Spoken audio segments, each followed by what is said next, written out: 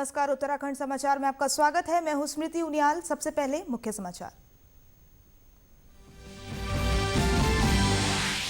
हरिद्वार ऋषिकेश में प्लास्टिक के सामान के इस्तेमाल पर एनजीटी हुआ सख्त। किसी भी तरह के प्लास्टिक सामान की बिक्री पर पूरी तरह है रोक। नियमों की अनदेखी पर 5,000 रुपए का लगेगा जुर्माना।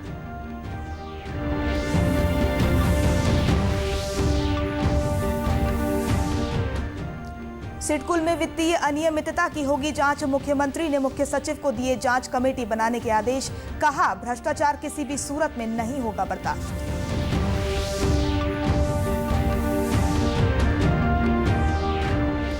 मुख्यमंत्री त्रिवेंद्र सिंह रावत ने आज अपना आधिकारिक मोबाइल ऐप किया लॉन्च। ऐप के जरिए सरकार के कामकाज को जनता तक पहुंचाने की कोशिश। जनता से जुड़ी योजनाओं की भी मिलेगी जानकारी।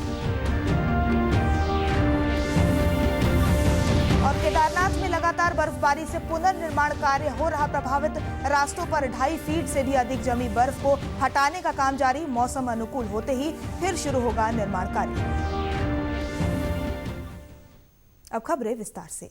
राष्ट्रीय हरित अधिकरण यानी एनजीटी ने आज उत्तराखंड के धार्मिक शहरों हरिद्वार और ऋषिकेश में प्लास्टिक के प्रयोग, बिक्री, उत्पादन और संग्रहण पर रोक संबंधी वर्ष 2015 के अपने आदेश को फिर दोहराया। एनजीटी ने इन नियमों की अनदेखी करने वालों पर 5,000 रुपए का जुर्माना लगाने के आदेश दिए। पॉली बैग, खाद्य और दूसरी सामग्रियों की पैकिंग के लिए इस्तेमाल किए जाने वाले प्लास्टिक समेत हर तरह के प्लास्टिक के सामान पर प्रतिबंध लगाया गया है।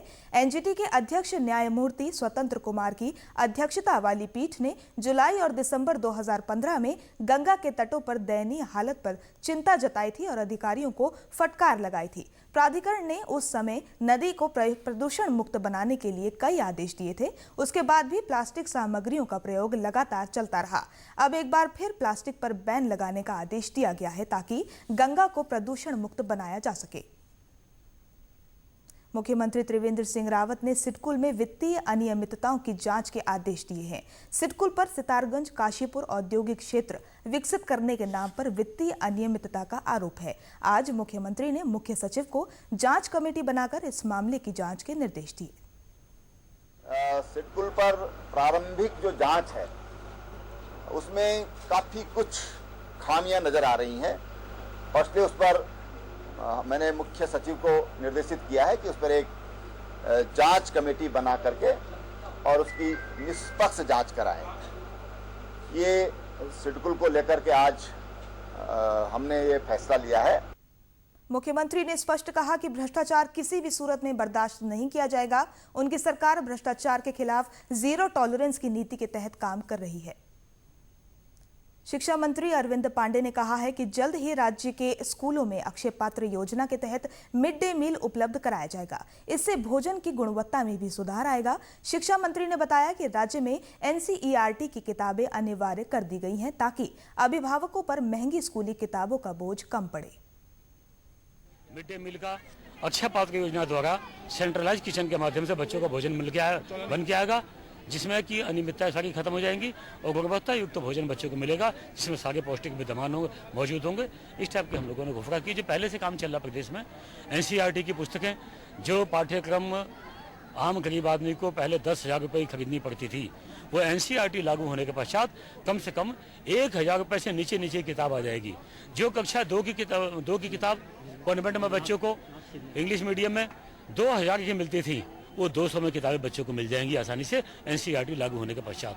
तो इस प्रदेश के नहीं, इस हिंदुस्तान के अंदर उत्तराखंड पहला स्टेट है जहां एनसीईआरटी लागू होगी और आज इसका टेंडर भी निकाल दिया गया है, अखबार में प्रसारित हो गया है, जिसको आप लोगों ने देखा भी। शिक्षकों की कमी के सवाल पर शिक्षा मंत्री ने कहा कि 7,000 गेस्ट टीचर की नियुक्तियां कर दी गई हैं। इससे राज्य में अब कहीं भी शिक्षकों की कमी नहीं रहेगी। बिल्कुल, हमारे यहाँ 7,000 शिक्षकों का अभाव था, कमी थी, जिसको हमने पूरा का गेस्ट टीचरों के माध्यम से पूरा कर लिया है। अगले सत्र से शिक्षकों का अभाव आपको नहीं दिखेगा, बल्कि इस बार भी अधिकांश विद्यालयों में शिक्षक पहुंच गए हैं। अब शिक्षकों का अभाव शायद नहीं है कहीं। शिक्षा व्यवस्था को बेहतर बनाने के लिए राज्य सरकार कई योजनाओं पर काम कर रही है। अक्षय पात्र योजना और एनसीईआरटी की किताबें लागू करना इसी योजना का हिस्सा है। रुद्रप्रयाग में जिला प्रशासन ऑल वेदर रोड के निर्माण में स्थानीय व्यापारियों की आशंकाओं को दूर करने की कोशिश में जुटा है। जिलाधिकारी ने लोगों की आशंकाओं को दूर करने के लिए एक बैठक की। बैठक में राजस्व, पुलिस और नेशनल हाईवे के अधिकारियों को साथ लेकर स्थानीय व्यापारियों से बातचीत हुई। बैठक के बाद जिलाधिकारी ने इस बारे में जानकारी दी। समिति के सभी सदस्य यहाँ पर थे। उनके द्वारा जो जो मुद्दे उठाए गए उनमें एक एक करके सब पर वार्ता हुई है। तो तिलवाड़ा में मुख्य रूप से 24 मीटर और 12 मीटर अधिग्रहण का जो कन्फ्यूजन था वो अभी एनएच के द्वारा क्लियर कर दिया गया है। उनके द्वारा ये कहा गया है कि 12 मीटर में ही हम लोग अधिग्रहण करेंगे, भवन भी 12 मीटर के ही लिए जाएंगे और भूमि भी 12 मीटर में ही ली जाएगी। तो इससे उनको अवगत करा दिया गया है और वो इससे संतुष्ट भी हैं। इसके अतिरिक्त तो कुछ उनकी ऐसी मांगी थी कि जो एक्ट के बाहर की हैं, जैसे कि मुआवजा 5 गुना दिया जाए, 6 गुना दिया जाए। तो इस संबंध में भी समिति को अवगत करा दिया गया है कि जो भी कार्यवाही भूमि के अधिग्रहण में हो रही है वो 2013 का जो भूमि अधिग्रहण अधिनियम है उसी के अंतर्गत हो रही है। ऑल वेदर रोड के निर्माण में जिन व्यापारियों की जमीनें आ रही हैं वे मुआवजा राशि बढ़ाने की मांग कर रहे हैं। फिलहाल जिला प्रशासन अपने स्तर पर व्यापारियों को मनाने में कामयाब रहा। केदारनाथ में पिछले 3 दिनों से लगातार बर्फबारी हो रही है। इसके चलते यहां आने जाने वाले सभी रास्ते बंद हो गए हैं। भारी बर्फबारी से करीब 2.5 फीट तक बर्फ जम गई है, जिससे पुनर्निर्माण कार्यों में भी काफी मुश्किलें आ रही हैं। रुद्रप्रयाग के जिलाधिकारी मंगेश खिल्डियाल ने बताया कि नेहरू पर्वतारोहण संस्थान के श्रमिक रास्ते से बर्फ हटाने का काम कर रहे हैं, जबकि लोक निर्माण विभाग के श्रमिक फिलहाल वापस लौट आए हैं। उनके पास मंदिर के आगे के रास्ते को चौड़ा करने का जिम्मा है, लेकिन भारी बर्फबारी से फिलहाल ये कार्य नामुमकिन दिख रहा है। जो लगातार बर्फबारी हुई है उससे लगभग 2.5 फीट बर्फ वहाँ जम गई है। तो अभी तत्काल काम करना मुश्किल हो रहा है, लेकिन अभी बर्फ हटाने का कार्य किया जा रहा है, क्योंकि 2 कार्य मुख्य रूप से चल रहे थे, जो कि अप्रोच रोड का है और सरस्वती घाट का है। तो अभी हमारी प्राथमिकता है कि तत्काल बर्फ़ वहाँ से हटाई जाए और जहाँ पर जो जो कार्य शेड में रह करके हो सकते हैं, जैसे पत्थर को तोड़ने का कार्य है, पत्थर की कार्विंग का कार्य है, वो कार्य हम लोग इस बीच करवाएंगे और जैसे ही बर्फ़ वहाँ से हट जाती है तो पुनः हम लोग खड़ंजा बिछाने का कार्य शुरू करेंगे। केदारनाथ में मौसम बार बार खराब होने से जमी बर्फ को साफ करने में काफी दिक्कतें आ रही हैं, जबकि यात्रा सीजन शुरू होने से पहले मंदिर के आगे के मार्ग को चौड़ा करने का लक्ष्य रखा गया है, इसीलिए कोशिशें जारी है। राज्यपाल डॉक्टर के पॉल ने आज डॉटर्स ऑफ उत्तराखंड अवार्ड 2017 से प्रदेश की होनहार बेटियों को सम्मानित किया। इस मौके पर उन्होंने कहा कि उत्तराखंड की बेटियां हर क्षेत्र में प्रदेश का नाम रोशन कर रही हैं। इस अवसर पर एक्टर विक्टर बनर्जी भी मौजूद रहे।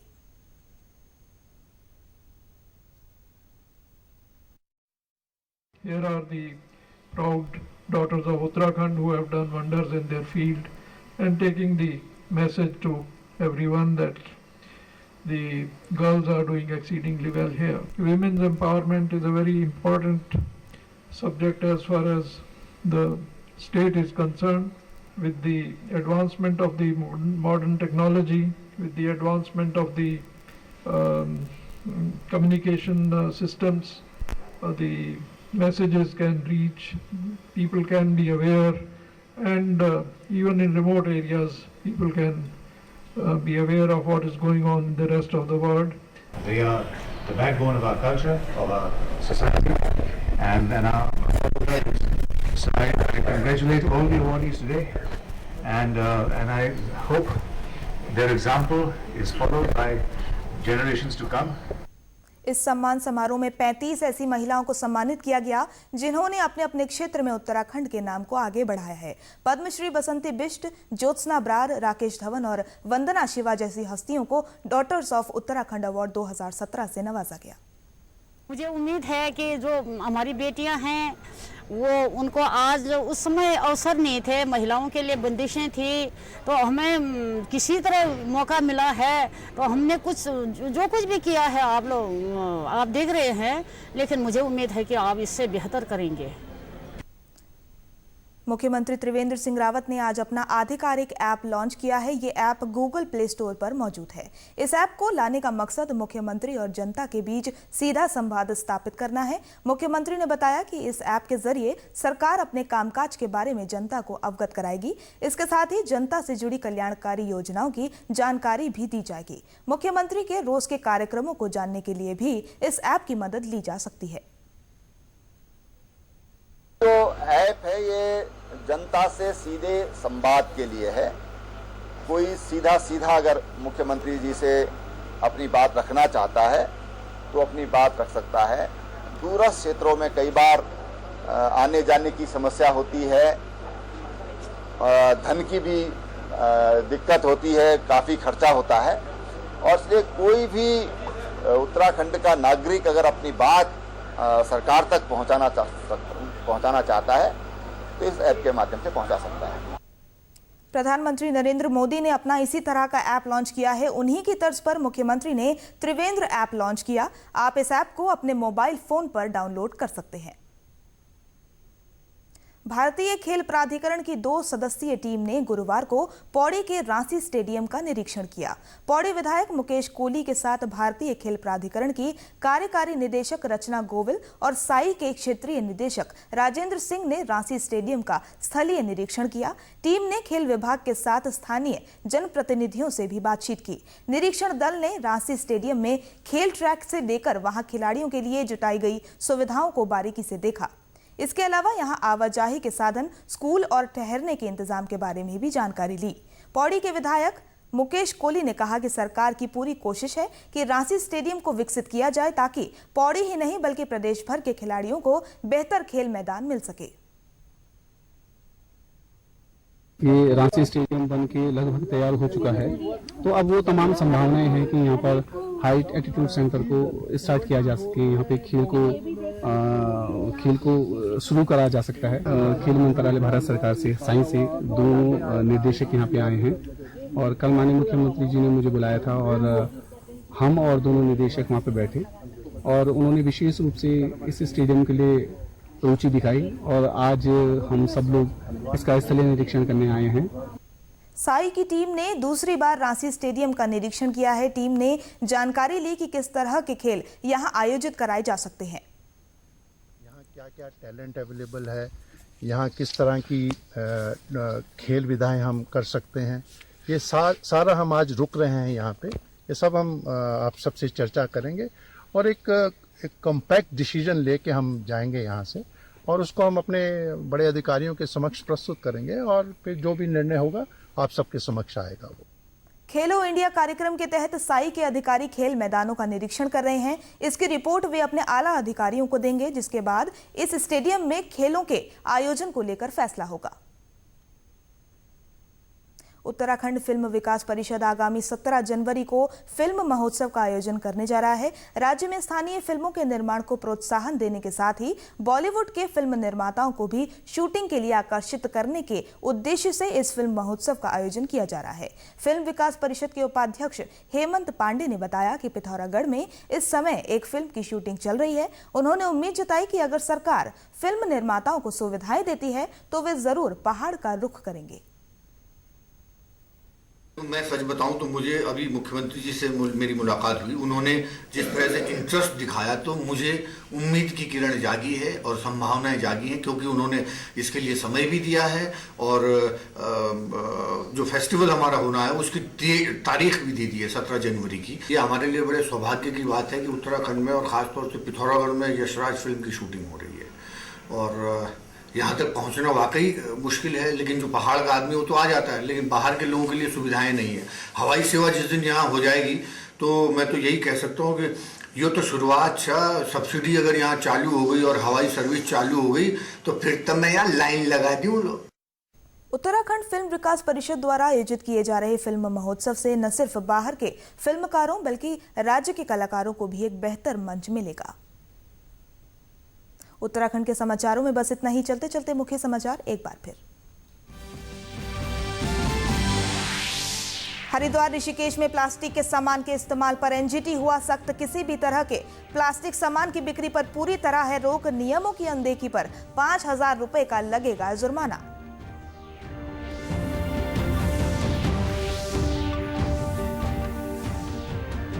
सिडकुल में वित्तीय अनियमितता की होगी जांच। मुख्यमंत्री ने मुख्य सचिव को दिए जांच कमेटी बनाने के आदेश। कहा भ्रष्टाचार किसी भी सूरत में नहीं होगा बर्दाश्त।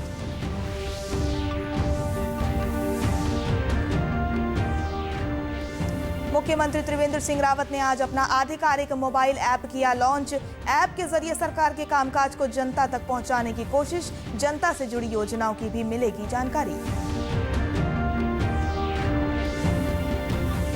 और केदारनाथ में लगातार बर्फबारी से पुनर्निर्माण कार्य हो रहा प्रभावित। रास्तों पर 2.5 फीट से भी अधिक जमी बर्फ को हटाने का काम जारी। मौसम अनुकूल होते ही फिर शुरू होगा निर्माण कार्य। इसी के साथ समाचार समाप्त हुए। नमस्कार।